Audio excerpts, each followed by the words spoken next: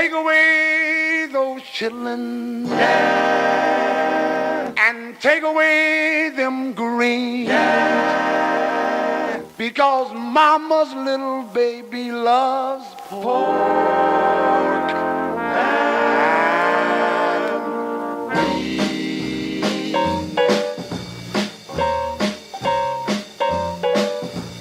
Pork and beans in a can, pork and beans in a pan, pork and beans. Man, we love pork and beans. Pork and beans in a can, pork and beans in a pan, pork and beans. Man, we love pork and beans in a can. Handy, handy, handy in a pan. Candy, candy, candy in a can, in a pan, in a pan, in a can. Man, oh man, they're just dandy. Pork and beans in a can, pork and beans in a pan, pork and beans. Man, we love pork and beans.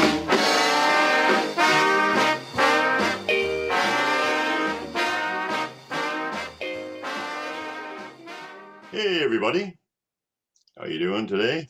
This is Port Cunningham. This is my second show, Conversations with Port Cunningham, and I'm here with today's guest, Frank Oliver Baines, otherwise known as the world's handsomest man. How you doing, Frank? Hi everybody. Hi everybody. So what's going on with you? You have some camera issues. Well, I mean, we can see you, but you have a fancy dancing. The meeting is now live streamed to Facebook. Hi, Facebook. Yeah, well, some people call it fake book, but it's a necessary evil, unfortunately. Well, like I said, the road to heaven is paved with evil deeds. True enough. You know, so I was thinking, I did a lot of thinking last night. I came up with something really profound, actually. I think that you were probably the originator of the law of attraction, being the world's handsomest man, right? I don't know about that. Where are you going? Think about it. I mean, you're the world's most attractive man. I mean, every woman clamors for you. So, yeah. You invented the law of attraction, but it's been a plague. But you've also invented the law of subtraction, because if you take every other handsome man in the world and eliminate them, you're the last one standing, being the world's handsomest man. I have no friends. Yeah. What side is your best side? The side that's facing the camera, I suppose, huh? I don't know. But this damn camera, this is like, I got it. This camera up here is $800 camera. And it doesn't work. For some reason, I think my, what do they call it? My stream thing not working. I don't know. Maybe I think high definition might be a bit much for the people. That thing right there. Yeah. That's what you need. It's called a HDMI video capture device. Okay. And I think this is not letting it get from the camera to the computer, because this is only a little cheapy thing, $15. The expensive ones cost around $100. So you got an $800 camera and a 10-cent accessory. Right, exactly. I didn't think I was worth $100 for a little piece of video capture card. Well, maybe that's not why it's not working, though. I don't know. That's my remote control, which is kind of cool because I could zoom in. So before we get into the subject, which you said you had some profound question you wanted to talk about.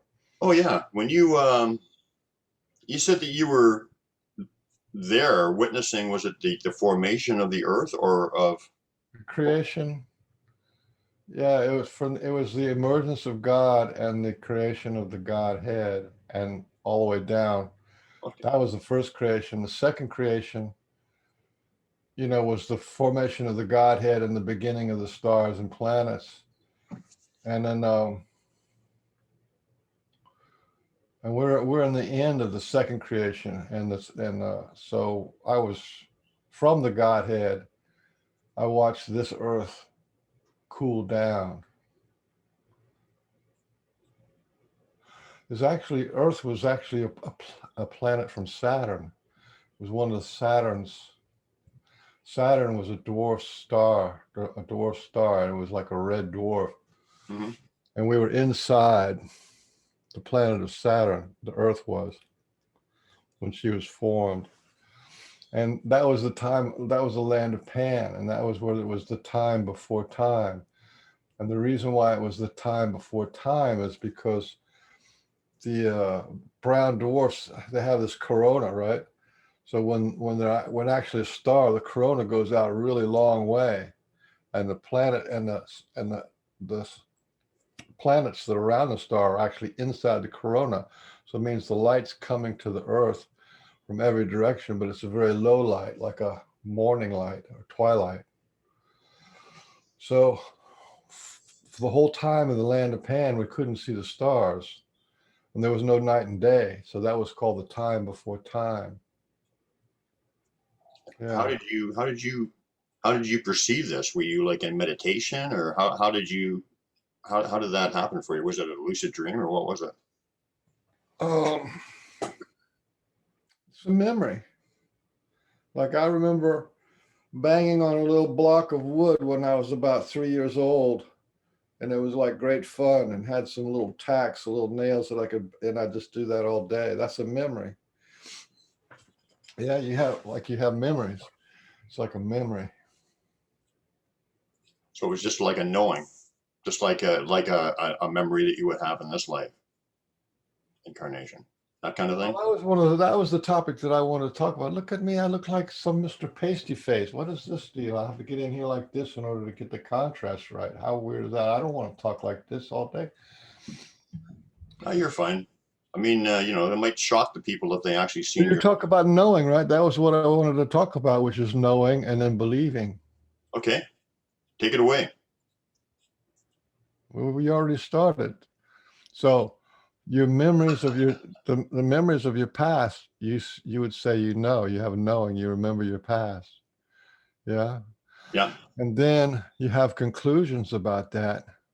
I had a good childhood, a bad childhood, I had fun, it was hard, whatever the conclusion was. And that's added on to your memory. And then that shapes your reality. Mm-hmm. Yeah. Yeah. And we do the same thing with Sasquatch. We have feelings of Sasquatch. We have experiences of Sasquatch, right? Yeah. Tree knock, or some kind of little growl, or something's left for us. And we have this knowing. And sometimes we feel like we know what it is, and we know what they're saying, or we know it was just for us.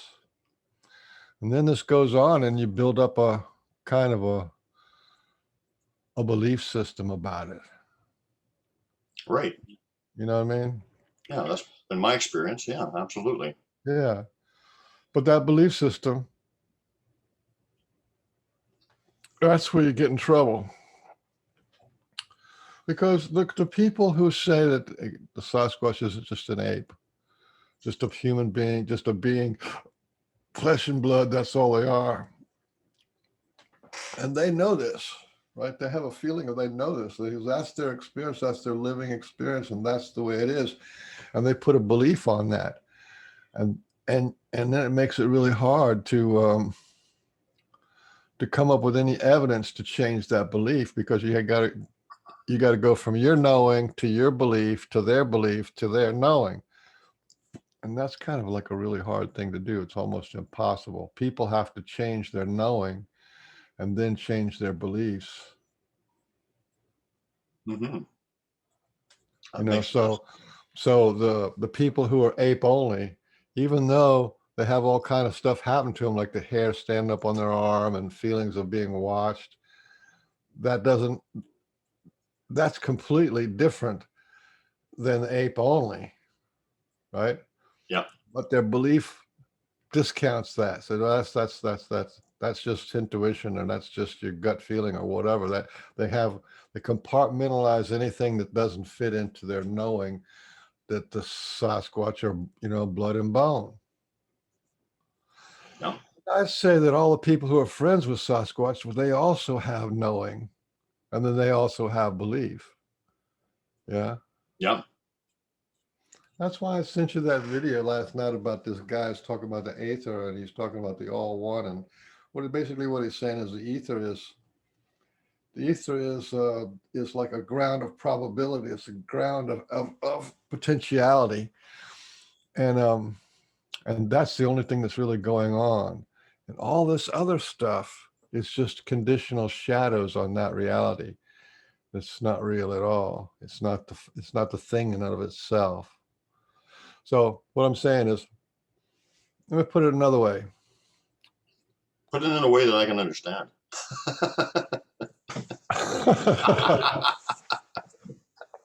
Well, let's take the universe, right?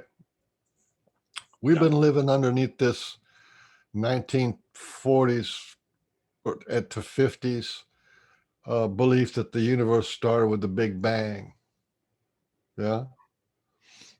And the people who looked at that, and they looked at it wrong, by the way.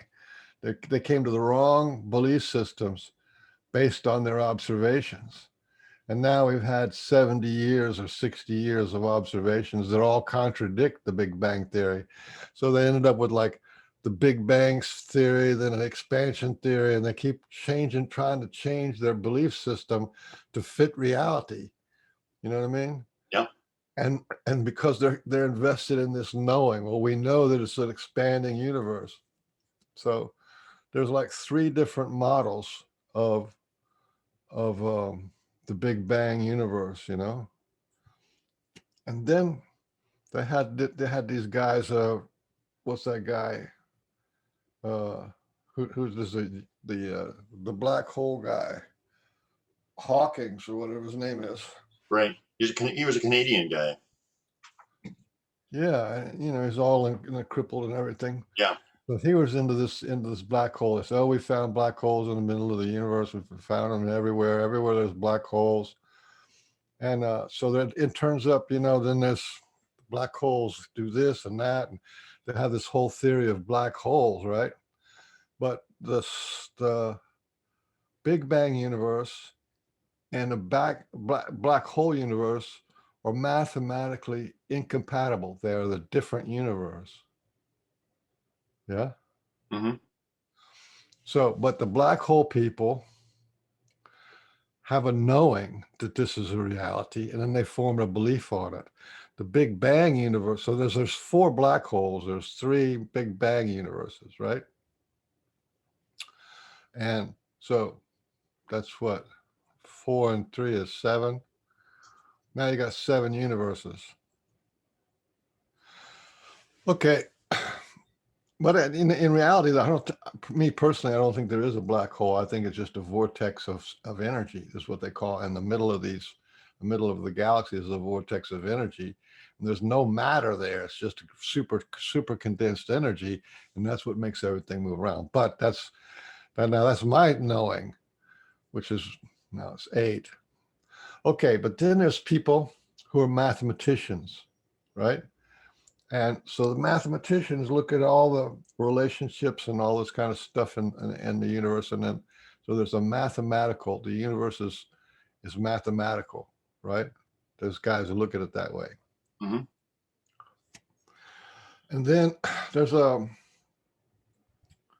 another guy who's a proponent of conscious agents, which he says that this reality is like the desktop of your computer. And the little icons, that this reality is the icons, and behind those icons is conscious agents, and that everything is a conscious agent. So there's the conscious agent model of the universe. Yeah. Mm-hmm. And he has this feeling, and he developed the whole thing, and and he's got this long explanation for it, and it all works out and everything. And then so that's another whole model of the universe, right? Right. Okay. Now then there's this guy named Tom Campbell, and Tom Campbell is a digital guy, and I think he's an astronomer. I don't know what he did before he came up with the theory of everything. So there's Tom Campbell, and his theory of everything is that everything is digital, right? Everything is just ones and zeros, on and off. It's information. So he has everything is information. It comes to us as light information, as magnetic information, and so his whole model of the universe is informational. That's his, and he dedicated his life to it. He has a knowing, he knows that's true, and he has all these explanations and why it all works out that way. And then he has his belief. Yeah. This is a whole developed model of the universe. Okay. Then you have the Hindu model of the universe, where they say that it's Brahma breathing out and breathes out the universe, then he breathes in and he breathes in the universe, right? So and they developed that. They have that whole thing. They have the mystic side thing going on. Then there's another model of the universe, which is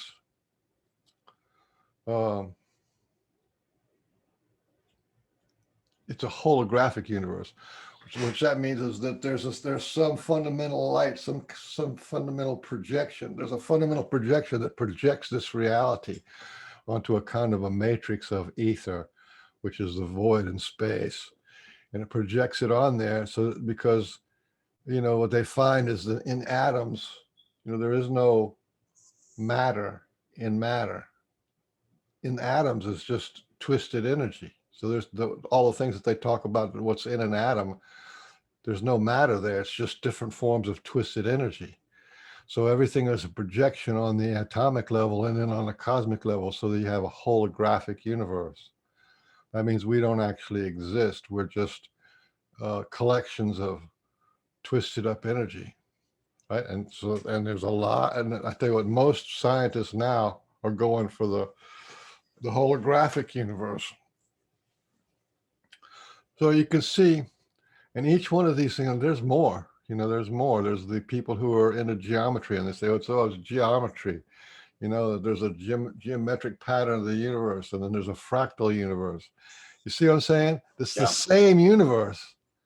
And how many have I just mentioned? 10 different models of the universe. Oh my God, yeah. And they all have knowing. They all have explanations and proof, and they all have a belief system. You see? So what's real? You know what I mean? What's real? Is the knowing real? Is the belief real? Is the mathematic explanation real? You know what I mean? It's just like what's the definition of knowing? Like, is it just, would you say it's just people's perception as their knowing, or their experiences, or? Well, I'd say I think there's different levels of knowing. You can get a knowing from reading a book, right?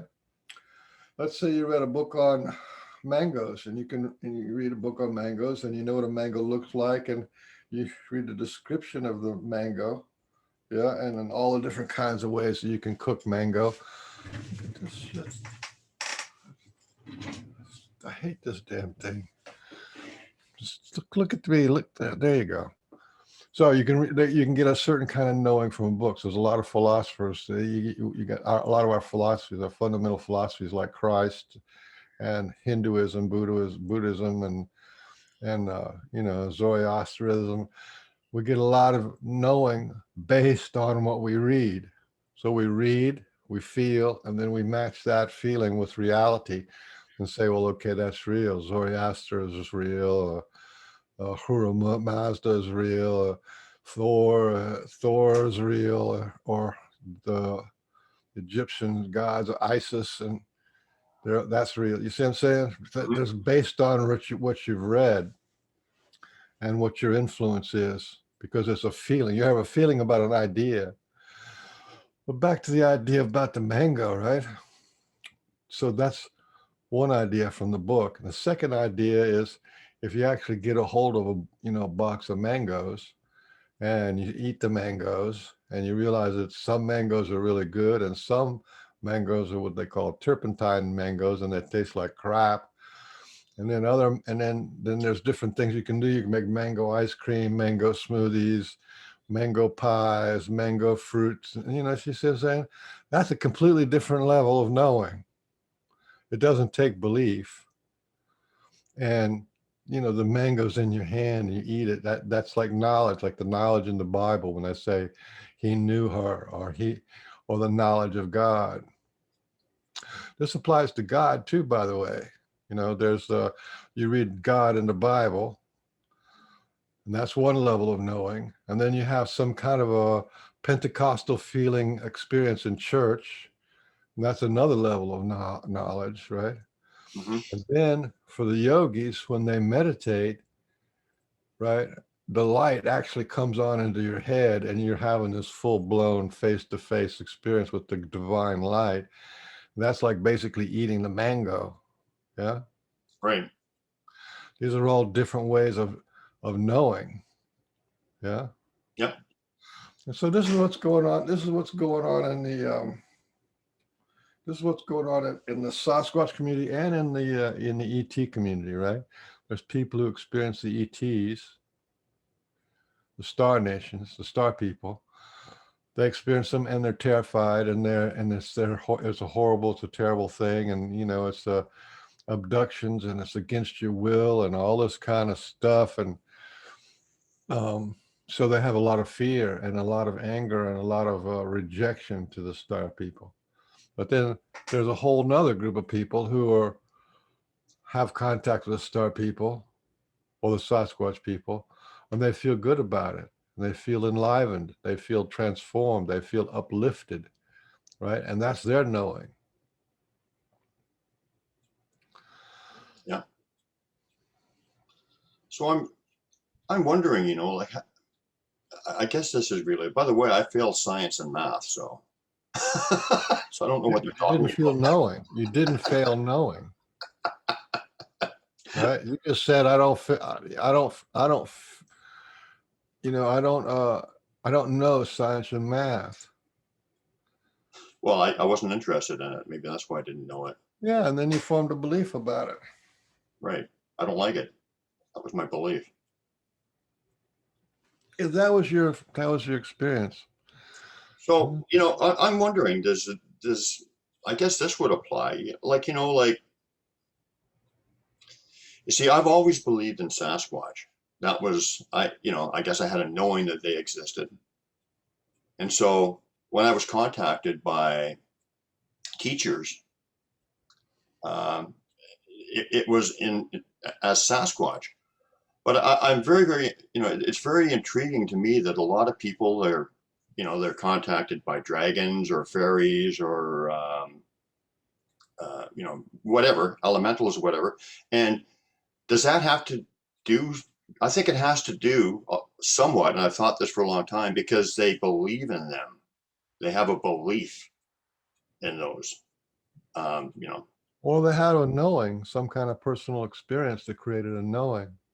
One thing's interesting about the Sasquatch community is the ones who see Sasquatch as a demon, as an evil demon, they also have a real strong primal knowing of the Bible, and they're fundamental Christians or whatever.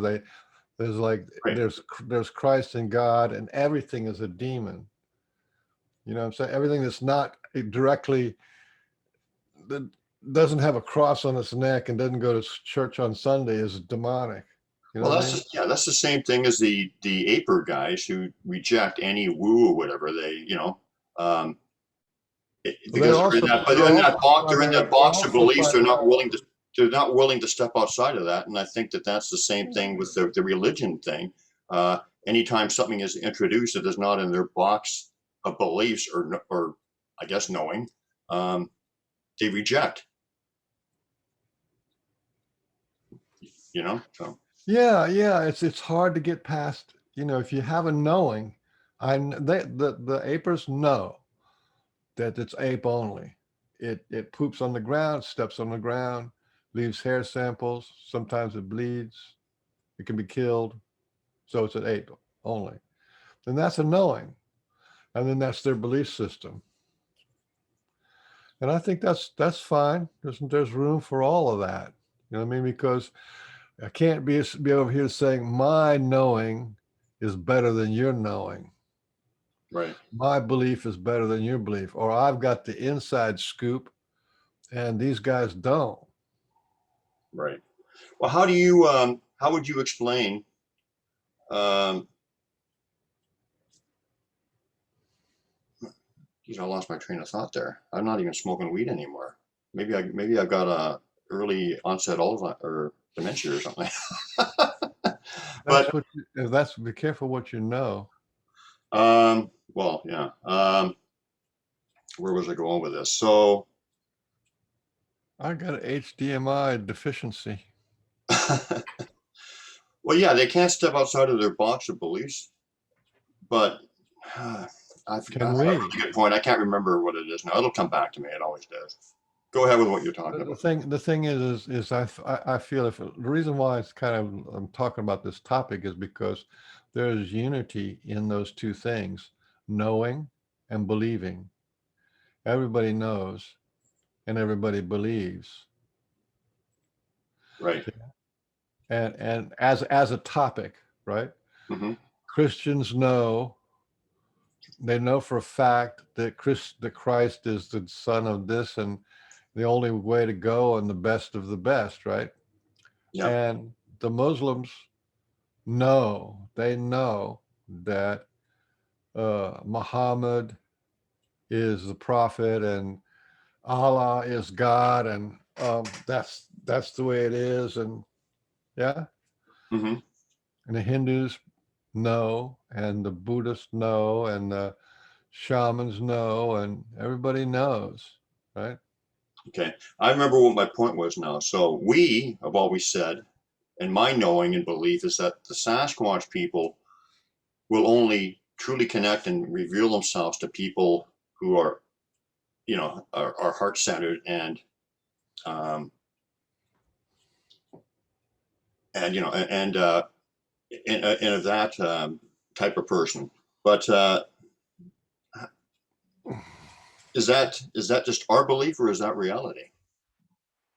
Because That's because what like that's what I'm with getting the at. Aper guys, I mean, from what I've seen, they don't really learn anything about them. They're like, because they're not open to it, and that's really where all the as we perceive it, all the knowing and the understanding of who they are is through the woo and whatever. So is When you say I know and you say I believe,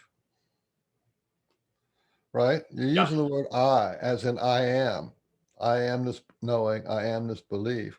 So when you challenge their knowing or you challenge their belief, it's an attack on them. Just like, and when they present their knowing and their belief to us, it's attack on us. You see what I'm Right. saying? It attacks our beliefs. So that means I have to defend my belief against the attack of their belief. And it Hmm. turns into a thing of war. One of the points I'm trying to get at is is I'll give you another example. You have the Bigfoot Research Organization where you can go and make your reports.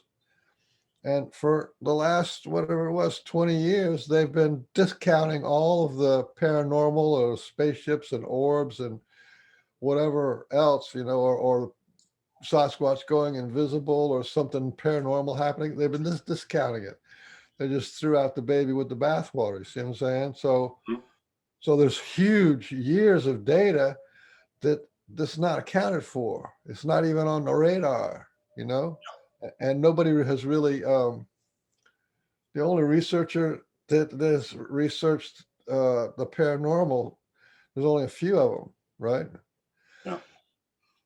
Or that admits the paranormal. So So how do you? there's not a data bank of that. Like that's why I got Preston Dennett on here, because he's a researcher and he at least got into a book 10 cases of a Sasquatch and UFO connection, which is, it wasn't really very in depth or anything. Yeah. Yeah. So how do you for myself, for instance, and this is just some people, they're open to, like, I'm constantly learning from the Sasquatch, and I think I'm evolving my knowing or whatever, and I don't really put any boxes up because I'm open to it. But some people, they do, the apers, for instance, they just reject anything that doesn't fit into their paradigm or their beliefs. So what's the difference? Just being open-minded, or how do you reconcile that? I mean, like yourself, you're constantly new information. You can either accept it or reject it, but you consider it, right? So what do you think of that? It's an issue because people don't want to change. You have homostasiousness, right? I want to be the way I want to be. I want to keep my habits. This is the way it is. It's, and I'm fine, right? And if somebody interjects into that something that disturbs you, then, you don't want to do that. You want to stay the same. And you don't want to change your knowing. Well, I mean, and I think that even applies Well, to you. listen, to me, it's like this is all like a little game because, um, like I sent you that video, this guy talking about the ether, right? Yeah. And how the ether is actually that void and vacuum that is not void. It is absolute potential, right? It's absolute potential and it's absolute inclusive, right? So whenever you have exclusivity, you have issues. And when you have inclusivity, the door is open for all possibilities, all probabilities. So that's really what it is. And then if I'm more inclusive than you are, then that means I know more, I feel more, I have more possibilities, and I'm better than you. You see, it's crazy. That's Yeah. not true either. Right. Well, you are probably better than me. But... No, there's no separation. There's nothing. There's That's actually what I wanted to. Separation is a shadow. That's actually what I wanted to. Of presence. The illusion of separation is a shadow of the absence of. It's the absence of presence. Right. You know how you've been, and I mean that's my finding too. You've always said no time, no space, right? Yeah. But that relates so much to the Sasquatch because because I mean they've proven to me that time doesn't exist for them like it does for us because of things that I found, that they already knew, that I was going to know like 5 calendar years in the past or whatever. So that's absolutely true. But also the no space, I think, applies to the fact that they can just with a thought and with energy go from point A to point B. So that really does talk about the Sasquatch and their ability. Wait, slow down. There is no point A and point B. Okay. And they don't move. And we don't either. That's the illusion. Time is the illusion. It's the illusion of going from point A to point B. From the clock, from going from being young to old. That's time, right? But that's the illusion. It's always in the now. So there's no space. What is it? Space creates time. Yeah. This space and this space. And so no time. And if they come together, it takes time to do that. If they move away, it takes time to gather. Or for one influences the other. You see what I'm saying? So space and time are both shadows of a fundamental reality of unity. And so that's why the Sasquatch people are so evolved in that, because they understand that. They don't buy into that illusion. And there's this thing called the Book of Life, the Akashic Record, where as we experience something, like you and I are experiencing something now, and as I'm talking, it's being written in my Akashic record. Both your feeling and my feeling and all the feelings of all the people who are hearing me simultaneously, right, is being written in the Akashic record. And then you're going to say something, and that's going to be written in your Akashic record, along with my response and everybody else's responses to it, right? Right. So the Akashic record is constantly recording the whole field of this in this example, it's this communication, this little podcast, right? But that happens all through your whole life. This is how Edgar Cayce can have like 20,000 what do you call it, prophecies or remedies for health and stuff like that all kind of were true, right? Because he was reading the Akashic record, and that's what Nikola Tesla was doing, was reading the Akashic record. And that's what the Sasquatch are doing. The Akashic record, the book of life, is something that they do, you know, and because that's written in no space. Ah, so that's why they know they can read your thoughts, and they know what you're going to do before you do it. And they even know what you're going to do before you were born, and they knew you after you were born. They looked at your records and they said, well, you know, when this guy's 55 years old, he'll be ready. And they see when he's 55 years old or 60, whatever it is, whatever the year is for each person, they see it, a Sasquatch interacting with him. And they know who the Sasquatch is. They know who's going to interact with him. They know what the results are going to be. right. And because of that, that is as normal as me looking at you and saying, you know, you have white hair and I have a white beard. That's normal. That's the way they see. So it's absolutely normal, and that's why, like when I was talking about, they know, you know, they know before I do what I'm going to be doing. Like I said with the gloves or whatever, where they left me messages 5 years previous that I said, I looked at and said, oh, they already knew. That's why. That's the explanation, right? Yeah. And you know, the Akashic records,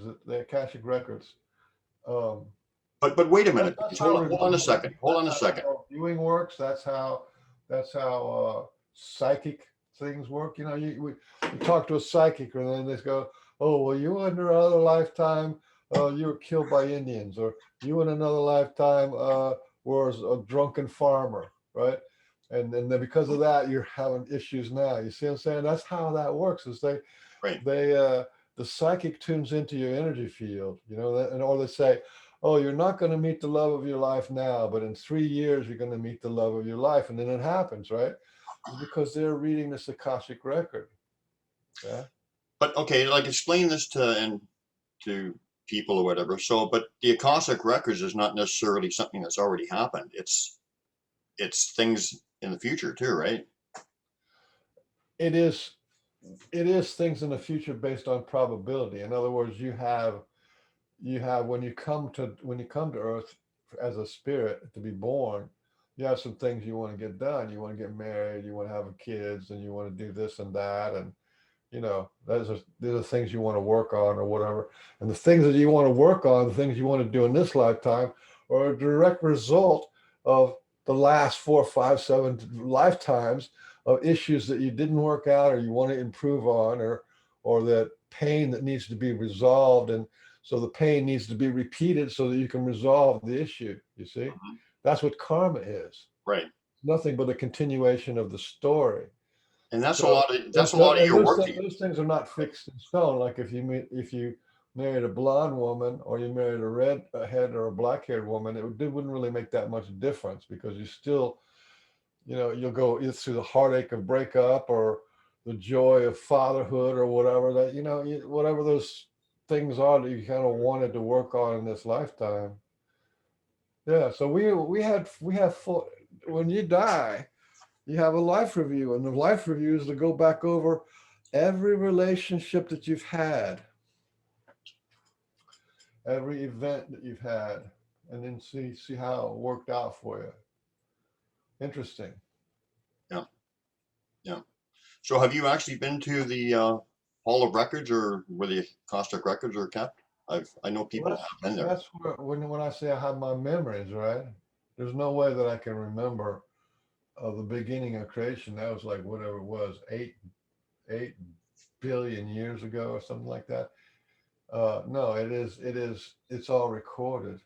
It's, but you know, if you get tuned into that, like the people who are tuned into that, and the psychics who are tuned into people's energy, or the healers, they're tuned into that, you know. But if you get tuned into your past lives, you can go all the way back. What I did, which is followed pain, followed the pain.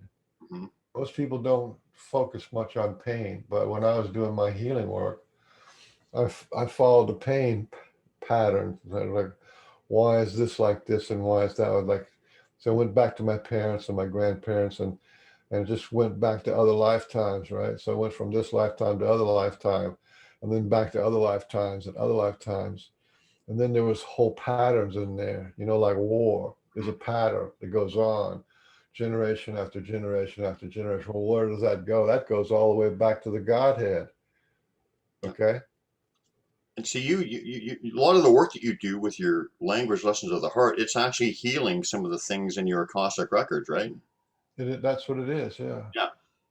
Yeah, that makes perfect sense. But see, here again, you and I are having, you know, intercourse, a social intercourse, a relationship intercourse. We're talking to each other. I'm saying things and it impresses you. And you're saying things and it impresses me. I have. Yeah, sure, all the time.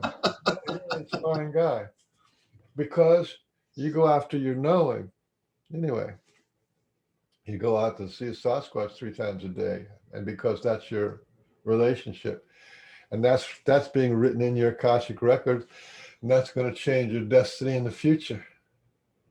Right. So tell us, I should have known that when you went on. Like, I don't know how I'm going to keep this show to under an hour. This is like the little baby version of the Pork and Bean show. But We can go a little longer if you want. I don't care. yeah, we can go till a little bit. But so yeah, so that's what I guess you would say that is what our purpose is here, is to heal all the I don't know if flaws is the right word, but all the hurt and all the pain and all the things that we have to work on from the Akashic records. That's why we're brought back to work on those. Is that a fair statement? Yeah, I think this guy named Neville Goddard, he was saying to make conscious the Akashic record, to know that what you do, if you do it from love, or if you do it from guilt or shame, or I'm trying to manipulate you, or I'm trying to be a smart guy, or I'm trying to put you down, or I'm trying to pump up my deflated ego, or all those things that I'm doing are have their cause in the Akashic record. And if I'm not connected to the Akashic record and know that first of all, it's being recorded, and second of all, that it can be edited. It is not the story, right? Like every story, like a hero's journey. It's like the hero is inadequate and he has all these big problems, and his girl left him, and you know the dragon's got his girlfriend, and right, and he's all inadequate, and he has to get better and better, right? And then eventually he slays the dragon, right? And when he slays the dragon, he gets the girl, and the dragon was sitting on a load of gold, right? It's the end of the story. You can end the story. When you end the story is what's real. If you're living your life and you're crushed and you're weak and you're empty and you're inadequate, yeah, and the dragon's got your wealth and dragon's got your love of your life, and that's where you are, right? Mm-hmm. That's not the end of the story. That's not the end of the story. And to make the Akashic records conscious is you can go in there and edit the damn story. You can kill the dragon, get the girl, get the gold. Yeah. I got a question for you then, relating to that, because you are so in tune with that and whatever, and that's the work that you do and the language lessons of the heart and whatever. I didn't What even have know you it. what have you You need to figure it personally out. what have you personally healed, if it's not too personal, in your life that was it, that was in your Akashic records that you had to work on? What have you personally healed in this life? Can you name a few things? Yeah, well, I used to have when I was, well, let me say, last lifetime, my mother and father were killed by Indians, and I was raised by Indians, and I was rejected by Indians, and then I was rejected. So I had no mother, no father, rejected, but raised by Indians, rejected by Indians, and then when I was around 16 or 17, they Indians were like hated white people, so they sent me off to go live in some cowboy town, and I only knew the Indian language, and then the only job I could get to survive was being a cowboy, and then I went out and died as a cowboy, 17 years old. Okay, and then in this lifetime, there was an issue between my father and mother, and they had a fight over me of whether it was going to be a boy or a girl, and my mom went into deep depression, so that when I was born without a mother, and I was a crib baby. Okay, and these are two lifetimes, right? Mm-hmm. And so when I grew up, I didn't know how to talk. I didn't play. I didn't crawl. And crawling is where you get the left and right hemisphere going together, left, right. And I didn't crawl. So I didn't get the left and right hemisphere together. So that made me dyslexic. So I had a hard time reading and couldn't do math and all this kind of stuff. So there was something wrong with me, right? There was something that there was something wrong with me, and what was wrong with me was the cause of my mother's suffering. After I was born, my mother had a psychotic break, postpartum depression, and she went psychotic. She was seeing bugs coming out of her skin and stuff, and so when I was supposed to have a mother when I was first born, my mother was off at a mental institution getting shock therapy, and but somehow all this stuff was kind of normal to me. So I didn't think of that. It all happened when I was little, so I didn't really know that until later on in life.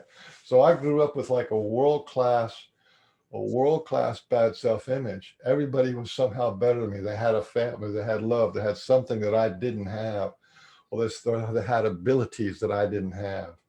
Like they could be, doctors or lawyers and stuff. I couldn't even write an essay because the spelling was so bad. Well, I've seen you. I've seen you write. I'm just joking. That's what it is. My left brain, Yeah. so it's like there's like a defect. So I was a defective person. Mm-hmm. Anyway. So wait a minute. So let me just make this real in layman's terms. In your past, what was that I overcame, and that's the joke about the world's handsomest man is because I was the world's worst. There was something wrong with me. I'm not good enough. I was like world class. I'm not good enough kind of a guy, and I switched that over to I'm okay. And I can play around with being handsome and all that kind of stuff. Well, that's our stick. Self-love. So can I ask you something? So obviously you were in your past life, you were rejected by the First Nations people, the Indians. And then when you went and lived with the white people, I guess you were rejected by them too, right? Yeah, they don't like Indians either. I was all Indian. I had Indian clothes and Indian language. Yeah. So when you came back in this incarnation, you really had to deal with rejection. Yeah, with how did you deal with it? Rejection and with not having a mother and not having a deal with it? What did you do? How did you deal with it? I shut down. I did not. You hear me talking now. I can talk almost as good as you can. But I didn't know how to actually talk until I was 21 years old. And what meaning? I couldn't talk. Well, you could say words, but I could say. People ask me a question like, "How you doing?" I say, "Fine. I'm doing all right. What's up?" That's so you couldn't get into any deep kind of conversation. In terms of engaging my brain and planning what I want to say or tit for tat in the conversation, I couldn't do that. And how did you resolve that? I grew out of it. I met a friend of mine. His name was David Scott, and we used to go out, and he was about the same age as me, and we used to go out for dinner. We're both bachelors, and he was really educated. His family was. His mother was divorced from the Scott Paper Company, so they had big money. And so he had really good education. So he kind of taught me how to talk. And I found out that I actually knew a lot of stuff because I just, whatever. Yeah. Yeah. No, I'll tell you how bad it was. I actually had to, it's pain that makes people want to have God realization. And I was in a lot of pain and I didn't even know it. So after I kind of attained this kind of God realization business, I was still a broken person. I still had the dark night of the soul. So, the spiritual rhetoric that you hear about the New Agers, which is all love and light, those people haven't got a clue, because you can have most people who attain God realization, where you go to a guru, you receive initiation, and you sit down and meditate for years and years and years. The only way you can do that is if you're in a lot of pain. So yeah, I had a lot of experiences of bliss and truth and all this kind of stuff, but that didn't stretch over into all the issues that I had in my Akashic records, and I had to resolve those issues of the angry at the mother, angry at the women, and not being adequate, angry at God, and all that kind of stuff, which took a while to resolve all that. And I was taking notes. That's what the language lessons of the heart's all about. Well, that video that I watched the other day that you on your page that I liked, that guy was talking about gurus and stuff, and um, and I think that what you're saying is you can't look outside of yourself for the answer. You've got to go inside, right? And that's what he was basically saying. Yeah, yeah, yeah. Well, So what is the danger? What is the danger of gurus then, and whatever? If because you give your power away to them, and I mean, I understood what he was saying, but how would you explain it? That video was really, really amazing, actually. I put it in the Pork and Bean show. Yeah, that's that guy Lamb. Whatever the Yeah, Lamb guy. I really connected with it. Um, it has to do with authenticity, and yes, and giving your power away. A true guru, like the guru that I had, can transfer the energy of God consciousness to you. There's an energy. Think of it as like an amplitude or like a battery. It's like you're this little device, right? And the device has a little battery in there. And when the guru puts the battery in there, all of a sudden it turns all the circuits on. But you have to do the work. So, Right. and there's two different ways of doing that. One is for liberation. So you meditate for liberation, freedom, or devotion. Like right now, you're on the path of devotion. You're on the path of devotion with Sasquatch. You have a love feeling, a love, family love. They're higher beings, but they're also equals, and they care about you. That's you're on the path of devotion. And if you're so in the guru kind of reality, there's a path of liberation or the path of devotion. And the problem is that if the guru who initiates you hasn't resolved their conflicts, then it's going to be a usury situation. Well, my guru stopped being a guru, and was not the big I, little you. I'm the master, you're the devotee. He stopped doing that, which liberated me to just be myself and learn what I was learning. He stopped doing it with everybody, or just with you? With everybody, yeah, because he saw this potential of if I give you my power or my devotion and you take it, that's an act of abuse when you take it. Right. So, but he obviously still, did he just quit talking completely, or he just approached things differently? How did he Instead of continue saying his work? I'm the master, and it's all about God and light and stuff, he just talked about it's you, it's your heart, it's your feelings, it's your life. Your life is what's important. Your life is the gift. Instead of the focus being on him. But he's a smart cookie, because the time of that devotional guru is shifting on the planet. So back in the day, a guru, right? A guru would be in some town in India, and he would have like a few thousand up to a few 100,000 people. And it wasn't like they couldn't see him. He would be out there and having his satsang every night, and people would come and gather around. It was a completely different scenario than going and doing, football stadium shows or doing, it was a different deal with people, I mean, it's a completely different deal in the West than it was in the East. When I watched that video too, I was thinking, because, when I had my love zap, okay, right? It was a huge knowing, whatever, but is it just my knowing? I mean, because I think, I say that's the answer to how we're going to transcend or whatever, how we're going to evolve as people. But is that just my knowing? I mean, to me, it's the most solid knowing I know it. It's it's beyond a knowing almost, but if that makes sense. But am I just kind of projecting my opinions and my knowing Well, onto other not people? knowing, like I've had lots of those. That's what enlightenment is all about. That's what God realization is all about. Is you have layers and layers of those kind of experiences, right? And But when is you it right have for it, me to put that, say this is the way to other you people? don't codify it. Okay. You don't form a belief about it. What you do is you dwell on it and you mull it over and you relive it and you try to get close to it and you expose yourself to it, because that experience that you had and a lot of other people have had, that's a 20-year deal, man. That's something that you're going to reflect on, and you let it ripen and you let it mature, you digest it over and over again, from month after month, year after year. You reflect back, you feel it back, and it's always that, what I mean? That is always that mirroring. What is this? And then there's that experience. And what is this? And what that, you know what I'm saying? So that is like a gift, But and the but gift hold is, on. Am I doing the disservice that you said that guru was doing by saying this is the way, this is how we are going to evolve, this is the conscious shift or whatever? Am I doing a disservice by saying that? no, no, all you're Because it's doing, my knowing, you because know. it's your knowing.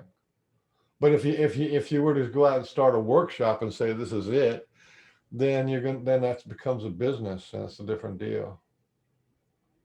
Uh, and in what way? Because I'm doing it for another right reasons. Look, this is the thing about like the near death experience, and what a lot of people experience also on craft is there's an experience called knowing everything. Right? There's a little soccer mom in Ohio.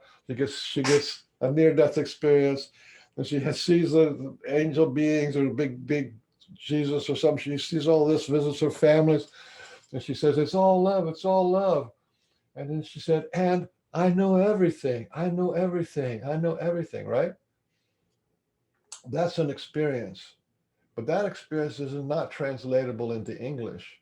She has the actual knowing of everything that can be known. But you cannot translate that into English or into this reality at all. But it's an actual experience. And a lot of people have that experience of knowing everything, knowing everything. And that's why I wanted to talk about knowing and believing and how kind of important that is. Okay, Because when you experience knowing, it's connected to the everything. It's right. connected to the everything. So the only way you can really sort it out is when you go into that knowing, your own personal knowing, and then expand it out or look at it from different angles. You know what I mean? So how does somebody? So how did somebody speak their knowing without trying to be like, influencing other people, and putting your take on it onto them? Like you were saying that guru realized that because it's a personal thing, right? Yeah. Well,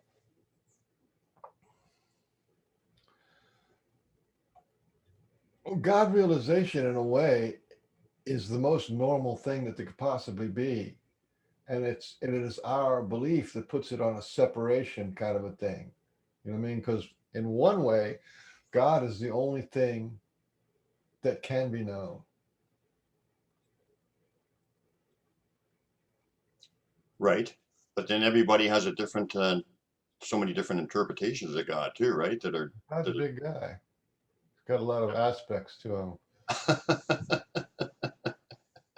Is in every atom, in every matter, all beings. They're all one. right. But even people who are talking about God and they're knowing a God, a lot of them are talking about it from their box of perceptions, right? And well, it's the same thing that I was talking about the universe. Remember about the models of the universe, right? 3 big bangs, 4 black holes. Then there's, and each one of these people knows it, and each one of it has like a religious following. The informational universe has a following, and the holographic universe has a following. You know what I mean? And right, they all kind of right. And then there's the everything is a conscious being universe. The sun is a being, the moon is a being, the earth is a being. The universe is a being. It's like everything's a conscious. That's another whole universe, right? So, and they're all right. yeah, yeah, In their knowing and in their whatever. But it's the belief thing that kind of is a liability, because for the people who have the Big Bang theory, right? They have that Big Bang, and they believe in it. Well, that excludes the four black hole universes, the holographic universe, and the fractal universe, and the digital universe, and the conscious agent universe. You see what I'm saying? They deny all that, so they miss out on that whole universe, all these universes over there, because they got the Big Bang universe, right? You see, so that belief shuts the door. The belief shuts right, the door on the rest of it, exactly. and we do that ourselves. See, maybe that's the advantage for me, and I'm saying this kind of funny, but kind of true. Like I don't know much, so then I'm open to everything because I don't have any boxes of knowing that are stopping me from like, oh, this can't be right or whatever. Just keep, when new things are presented. We have our limits. Like I really don't want to believe that the Sasquatch can be monsters. I think that they're all really good people, and and that they have their standoffish ways, but they're really benevolent. But there's a lot of data out there that says that they can be really violent, mean, and ugly. Well, And I've always said it's how you it's how because you that's a belief stream, right? That's a knowing. Some people have a knowing about that, and I have a knowing about this. yeah. But I mean, I think that the Sasquatch are just going to react to how the person is reacting to them. If the person is reacting negatively, threateningly, stuff, then that's what they're going to give you back. Yeah, you're It doesn't getting. I think necessarily mean that they're bad. what you just said was an apology. You're trying to explain their behavior away, but Well, you can't even do that. Even that is an apology to try to mold and shape them to way as a kind of as a positive light. I think we can't even do that. It's if you just have to you have to really swim in the river that you're in. mhm. If you have your knowing, and it may not be complete. I don't know anything about Sasquatch. I don't know everything about Sasquatch. I know what I know. Yeah. Well, thank God. I mean, if anyone thinks their knowing is complete, then they're not going to be evolving too much. Yeah. It's constantly evolving, right? And that's why like science with these boxes, apers with their box, they're locked into that box of knowing, and they're not willing to step outside of that. Well, okay, just to finish this whole thing up, I think we're in an incredibly positive timeline. I was listening to Preston Dennett the other night he was talking about how many people have been taken on craft, and it's about 2%, about 2%. So in North America, that would, in the United States, that'd be somewhere around six, almost 7 million people have been taken on craft. And remember what the guru does when all the devotees come around him. What the guru does when all the devotees come around him and he tells them stories is, as he's telling them stories, he's bringing their vibration up. Yeah. Right? Mhm. And he's taking his regular people in order to handle the level of his voltage. He has to bring these people up really slowly. And when they're ready, and sometimes it can take 5 or 10 or 15 years to bring these people up. So when they're ready, he can initiate them, and then that initiation, that spark of life will take root. But what I see is the Sasquatch and the star people are doing the same thing. Absolutely. And what's happening to you when you want to go out there and visit them as much as possible, and you connect with them on any kind of level, just from a sound or a feeling or a sighting or whatever. You want to connect to that, right? Well, that raises your vibration slowly, slowly, slowly. If you're already having all kind of changes with your life, you got married and this and that, and you stopped doing this and that, and you're having these changes because your vibration is rising real slowly. And the same thing with the star people. Star people have thousands of people who go out there, and what they say is, please, star people, we want to see you, we want to feel you, we want to be visiting with us, we want to have contact. We want to be friends. Yeah. And the star people lifting people up. You know what I mean? That lifting up of that vibration is happening. And I think it's really amazing that you have the star people on one hand, all the people who are connected to the ETs, which is, like I said, around 6 million people that have been on craft and have a conscious contact. Then there's probably another 6 million who don't even remember.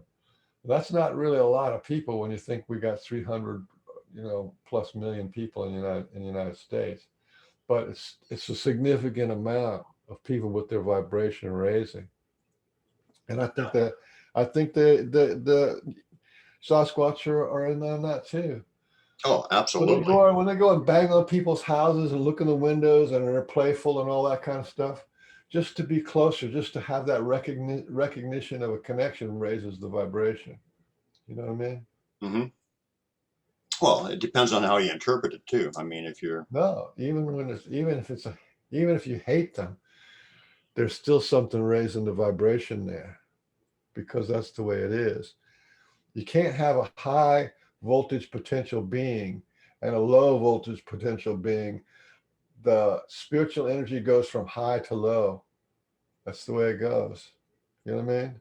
okay, That's what makes the current flow, right? When current goes through a wire, it goes from the high voltage at the generator down to the low voltage where your little toaster is. Yeah, hmm, that's the way it goes. Same thing with spirit. yeah. You know, So if we want to that's wrap why this, we go to a master, we go to a teacher, we go to a healer, because they're supposedly having higher vibrational frequency than we are, and we can receive that healing or that teaching or that wisdom from them, and it bounces up. I call it this. I say it's like standing on the shoulders of giants, right? It's just a really cool thing to do, to stand on the shoulders of giants, to be associated with them, right? And if you stand on the shoulders of giants long enough, one day you realize that your feet have hit the ground and you are a giant. wow, I love That's what that. Sasquatch is doing to all of us. And that's what the ETs are doing to us. And for the people who are in the Christ, that's what Christ was doing. That's what God was doing. That's what, you know what I mean? That's Well, kind of one of the things we do. Christ said himself, "You will do greater works than I," or whatever, something Yeah. along those lines. Or you, or Yeah. right? Right. That's exactly what you're talking about. Yeah.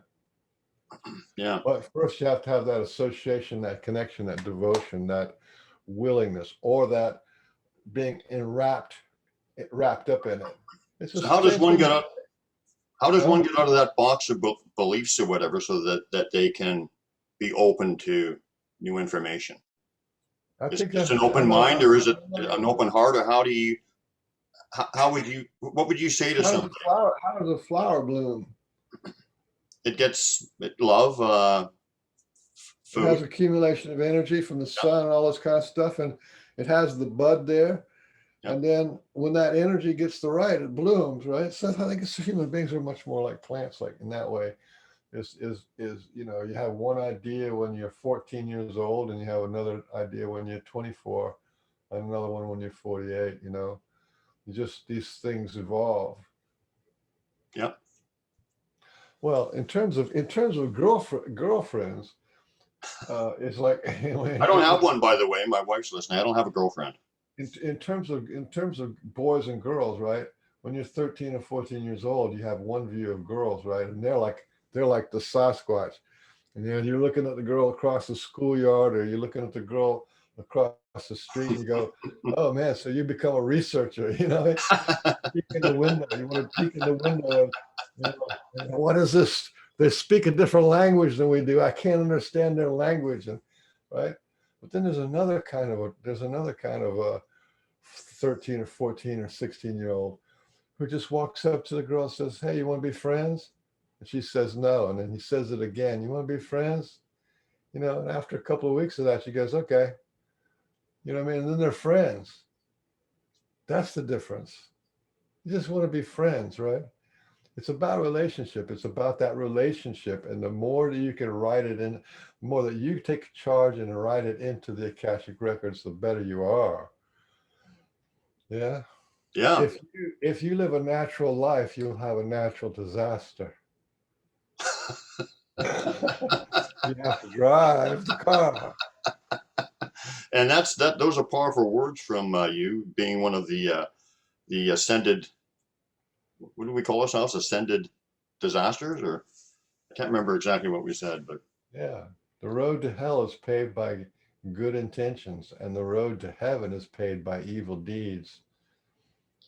so what would you say in wrapping up? Because this is already, this is almost going to be like a pork and bean show. But in wrapping up, so what would you say when somebody follows a guru or whatever? At some point, they have to realize that they have to do the work themselves, right? And that's when, what happens at that point?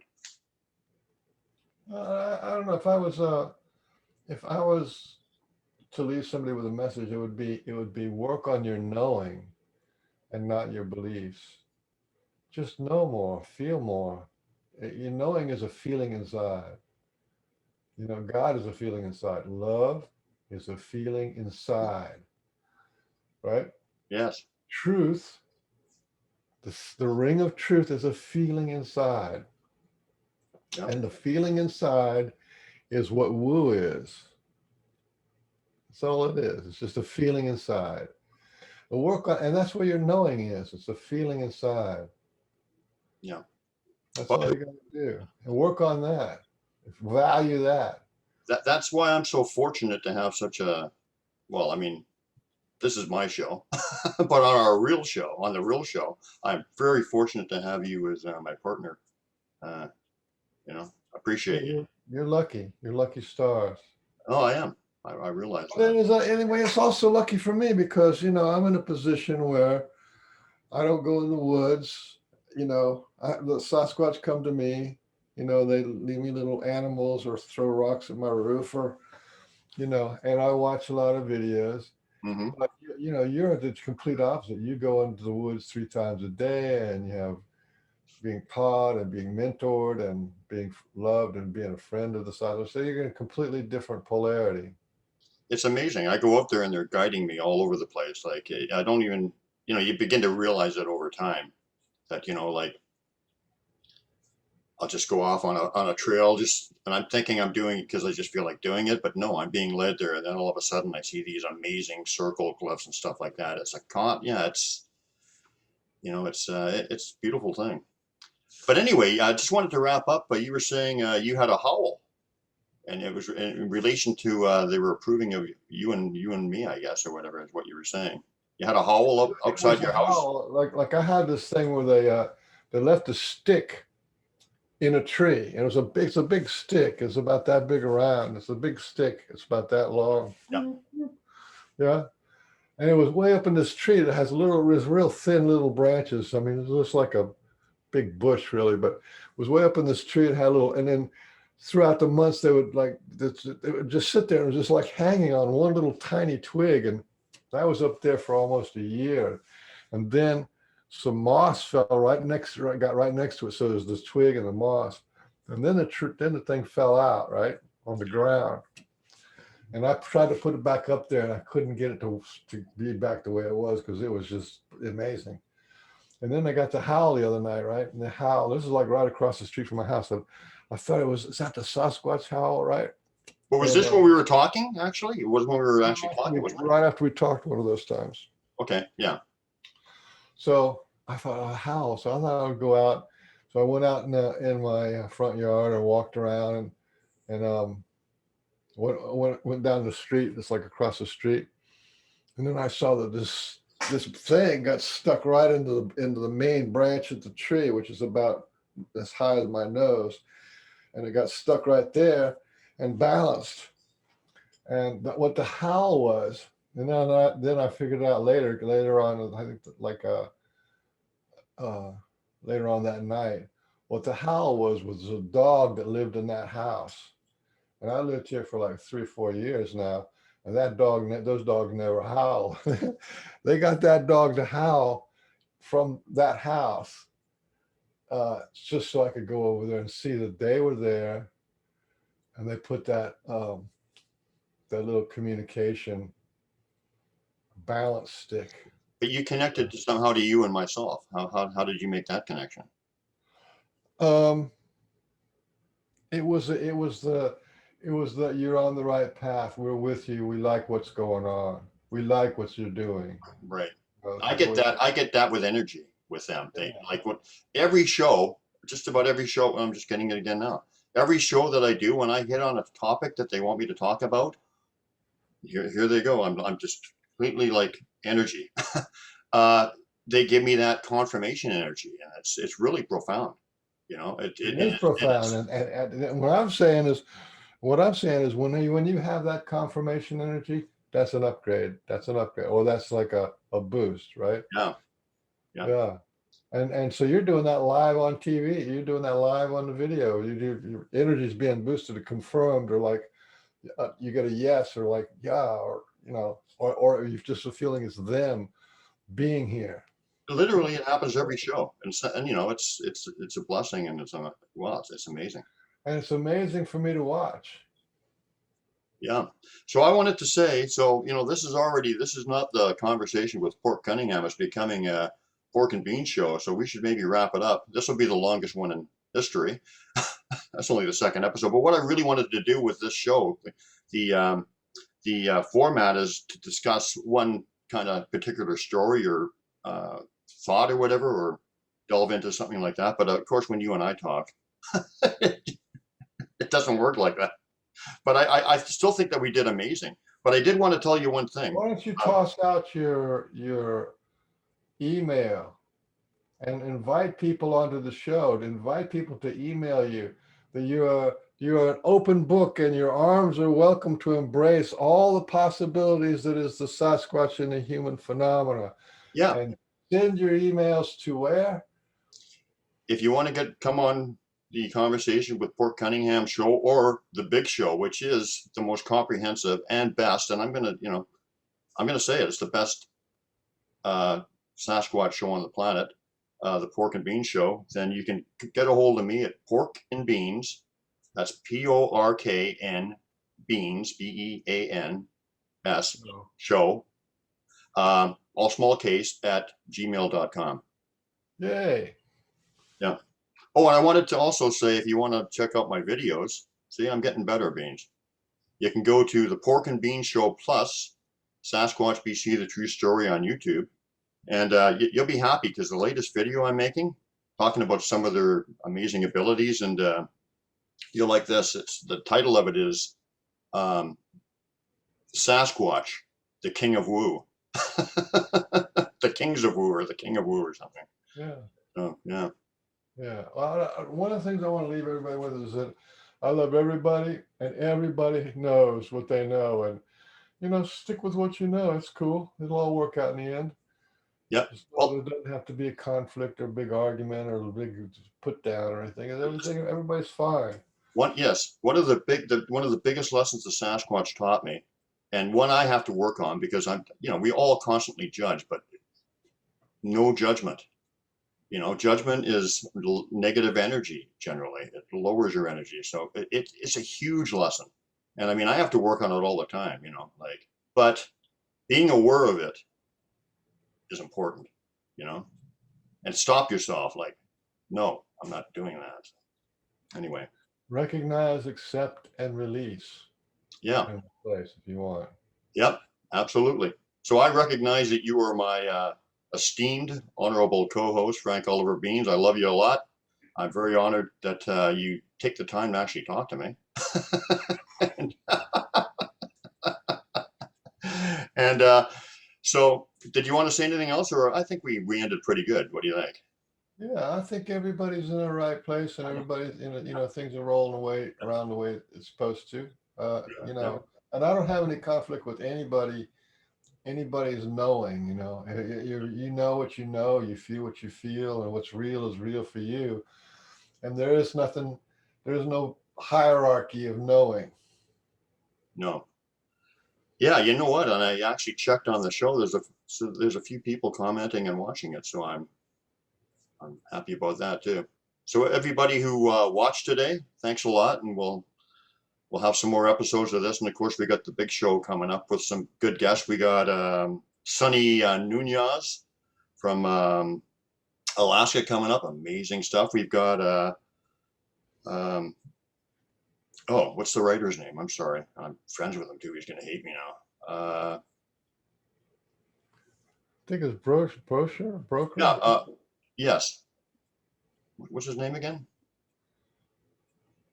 I don't know. I have to look it up. Oh, gee. Bouchard. That's it. Yeah. Bouchard. Mr. Bouchard. Yeah.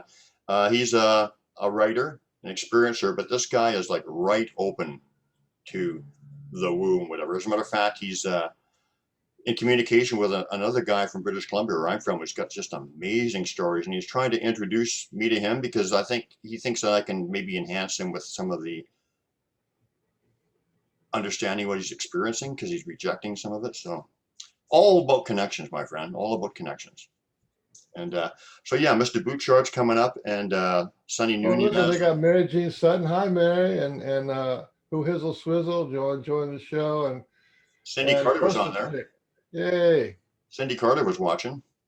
Hi, Cindy. I like Cindy Carter. Yeah. Well, we like everybody, right? Yeah.